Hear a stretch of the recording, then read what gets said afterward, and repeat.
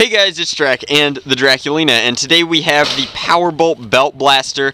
Comes with, or this is the special edition version that comes with 36 super darts, which look like a slightly worse version of Elite darts. We'll find out soon. And 2 ammo belts instead of 1, so it's like the Double Your Darts promotion, but not.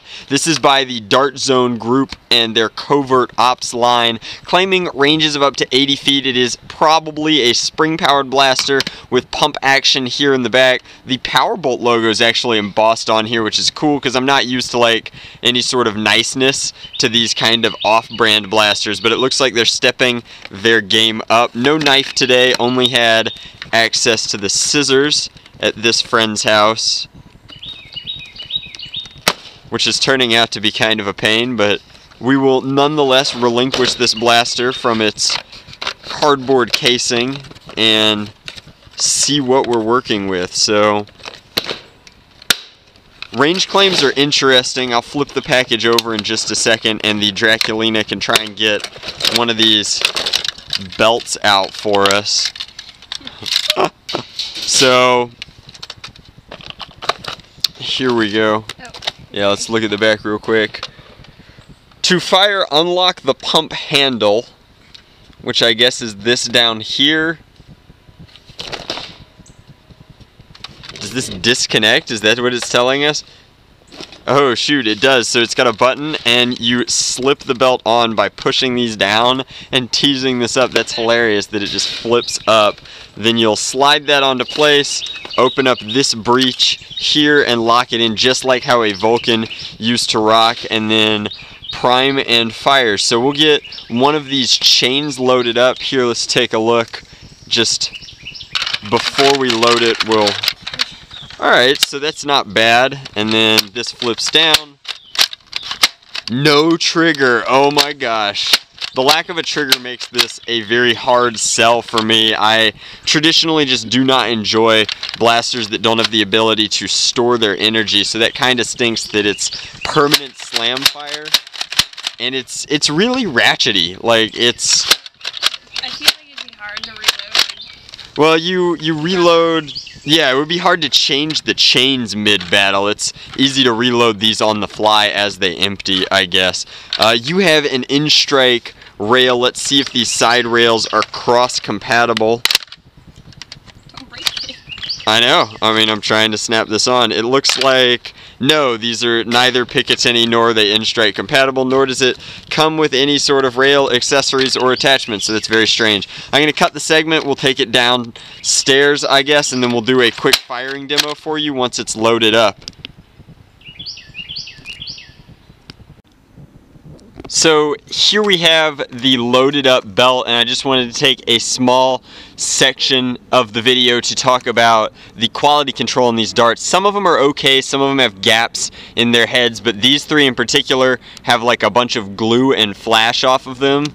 Some of it's easy to correct, some of it is much more difficult, and so like, this is pretty unacceptable for a product that's like been delivered to market to have that kind of gross inconsistency in the darts, and their gluing is bad. It reminds me a lot of like Generation 2 Koosh darts, which were terrible, and that was a really cheap dart, whereas you're paying the full amount for these. So we're going to lock that into place. We're going to flip down our charging handle, and we'll fire in a general this-away direction. So this is shoulder length, flat shots. Performance actually isn't bad. Well, the first shot wasn't, at least. Is it just a misfire? Huh. So as long as you hold the blaster really tightly, it's not too terribly bad with the slam fire only. I still really think this product needs a trigger. If we angle our shots, we can rain foamy destruction about 70 feet. It's getting very close to its range claims, which is a surprising revelation, but maybe it'll fire this dart on its second try. Kind of fired it. So that's, I guess, my review of the Powerbolt Dart Zone Covert Ops Blaster. It's not a bad blaster, especially when you consider the price point is quite reasonable on it. It's made of that kind of cheap plastic. It doesn't feel necessarily as nice as its competitors to use. I do kind of like this weird flip up handle. I think that it solves an interesting design problem that is just, I don't know, that's fascinating to me, and it sits flush and you'd never know that it was a separate part unless you like really read the instructions. I could have spent a long time thinking about that, so that's cool. The performance is of course excellent. For a product like this to be matching Elite style performance is awesome, and overall I'm pretty satisfied with the product. I normally steer clear of chain blasters, but the ability to continually reload is nice. The trigger is hard for me to forgive, but the performance makes up for it, and I think that pretty much covers it for the review. Now, I do have a request for you. So the easiest way for you to support my channel is always to just watch the videos, and I can't ask for more than that.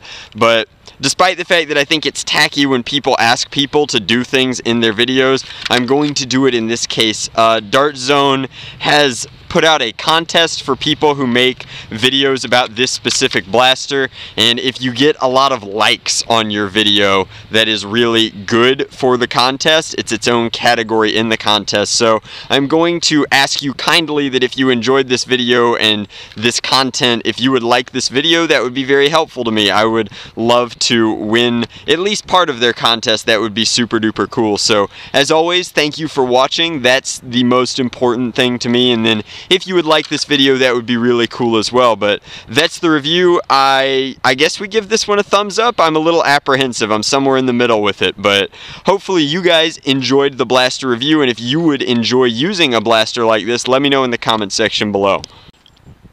One last thing worth mentioning that I wanted to tack onto this video: the darts that the Powerbolt comes with, in addition to not having very great quality control, are also not compatible with other dart blasting type blasters. So these are of course leading competitor darts, and they are just a different length. While they seem to be the same caliber of ammunition, they are longer and therefore not cross compatible. Just food for thought if you purchase this blaster and want to play with others.